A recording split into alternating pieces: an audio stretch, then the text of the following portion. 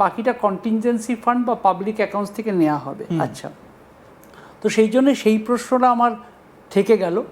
তবে আমি রাজনীতিক বিশেষজ্ঞ নই, তবে আমার মনে হয় যে আমি একটা জিনিস বলতে পারি যে 2 মাস পরে যে ভোট যদি সঠিক সময় হয়, আমার মনে হয় যে ওই রাজনীতির জায়গাটায় হয়তো মুখ্যমন্ত্রী অনেকটা এগিয়ে গেলেন, অর্থনৈতিকভাবে পশ্চিমবঙ্গ যতটাই পিছিয়ে যাক ওইখানে উনি এগিয়ে গেলেন।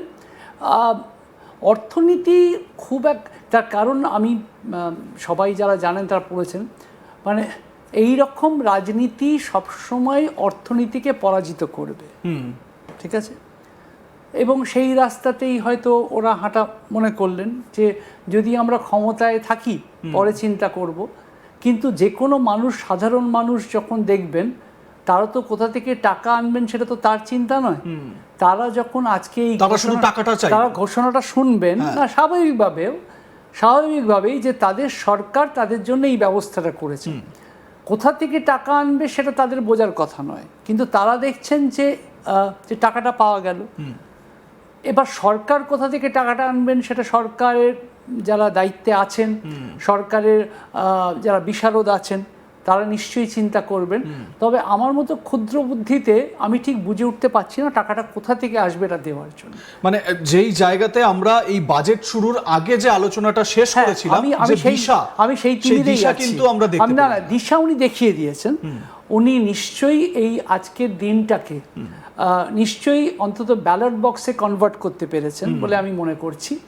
কিন্তু আমি অর্থনৈতিক উত্তরটা খুঁজে পেলাম না। রাজনীতিতে উনি অনেক এগিয়ে গেলেন, আমি অর্থনৈতিক উত্তরটা খুঁজে পেলাম না। আর ওনার প্রতি ওনার কোনো দায়বদ্ধতা নেই যে আমাকে বা কাউকে এইসব তত্ত্বকথা নিয়ে আলোচনা করার। উনি যদি তত্ত্বকথা আলোচনা না করে মানুষের হাতে যদি টাকা তুলে দিতে পারেন, যেটা উনি করছেন, তাহলে আর তত্ত্বকথার দরকার। ঠিক এই জায়গা থেকে সুবর্ণবাবু, আমার মানে আমি যে কথাটা বা যেই গল্পটা দিয়ে শুরুটা করলাম, মানে এটা তো একটা দেখা যাচ্ছে যে অনির্দিষ্টকালের জন্য তো সরকার এরকম ভাবে টাকা দিয়ে চলতে পারে না। কিন্তু আমি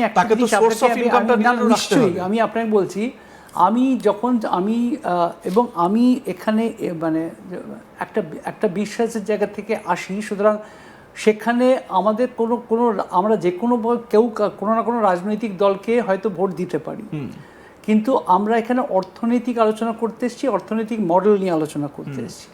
এবং আমি যেরকমভাবে এই সরকারকে প্রশ্ন করব তিনি টাকাটা কোথা থেকে আনবেন, আমি আবার উল্টো দিকেও আশ্চর্য হয়েছি যখন উনি 1200 থেকে 1700 করছেন বা 1000 থেকে 1500 করছেন। আমার যদি সেটাতেই আশ্চর্য লাগে, তাহলে যদি আমি উল্টো দিকে এরকম কোনো ঘোষণা শুনি যে সেটা আরো বেশি বাড়িয়ে দিতে পারে অন্য কোনো দল, আমি তো এই সময় তখন মানে যখন আপনি মানে যে কথাটা বলছেন, সেই সময় বিজেপি বিধায়করা বলছিলেন 5000 চাই, 5000 চাই, আমরা 5000 দেব। রাজ্যের বিরোধী দলনেতা শুভেন্দু অধিকারী তিনি ঘোষণা করেছেন যে সরকারে যদি আসতে পারেন তাহলে 3000 টাকা করে। আমার মনে হয় পশ্চিমবঙ্গটাকে খুব সস্তা খেলায় পরিণত করা হচ্ছে, ঠিক আছে? এবং এর পরিণতি কিন্তু সর্বনাশ। তার কারণ যখন এই কম্পিটিটিভ মানে পপুলিজমে লোকে ঢুকে যায়, যে 1000, 1200, 3000, ঠিক আছে, তখন কিন্তু আজকে যদি অন্য দল তারা থাকতেন, যেহেতু তারা নেই তাদেরকে তো আমি প্রশ্ন করতে পারবো না, কিন্তু যেহেতু আজকে এরা সরকারে আছেন, আমি যেহেতু এই সরকারকেই প্রশ্ন করতে পারি, তার কারণ সরকারে আছেন বলে, যেরকম কেন্দ্রে ভারতীয় জনতা পার্টিকে প্রশ্ন করতে পারি, আমি তো অন্য দলকে প্রশ্ন করব না। কিন্তু প্রশ্নটা হচ্ছে, আমরা কিন্তু জিজ্ঞেস করছি টাকাটা আসবে কোথা থেকে, আমরা কিন্তু কোনো অন্য আলোচনা করছি না আমরা। সুতরাং উল্টো দিকের যে লোকেরাও যারা 3000 বা 5000 বা 6000 বলছেন, তারাই বা সেই যোগানটা করবেন কোথা থেকে? তার কারণ আজকে এই সরকারের দেনা যদি প্রায় 7.5 লক্ষ কোটি টাকা, 8 লক্ষ কোটি টাকা গিয়ে দাঁড়িয়ে থাকে, 1 লক্ষ প্রায় 90,000 লক্ষ কোটি টাকা থেকে, তাহলে যদি 15 বছর ওইখানে গিয়ে দাঁড়ায়, তাহলে এই সরকার যদি আজকে যদি নাও থাকেন, তাহলে সেই দেনাটা থেকে যাচ্ছে। তাহলে পরে যে কোনো সরকার আসে সেই দেনাটা মাথায় নিয়ে কাজ করতে হবে, তাহলে তাদেরকেও দেনা চুকোতে হবে।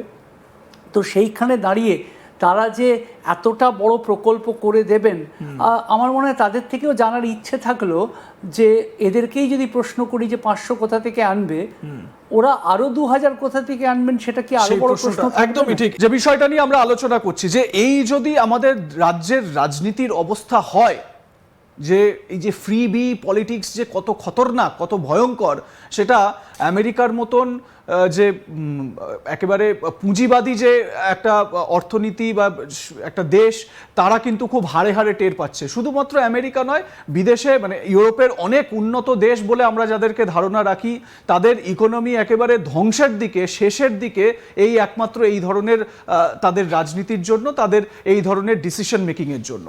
প্রশ্নটা হচ্ছে যে আমরা যদি এই রকমভাবে মানে দান খয়রাতি হতেই থাকে, এটা কতদিন পর্যন্ত হতে পারে?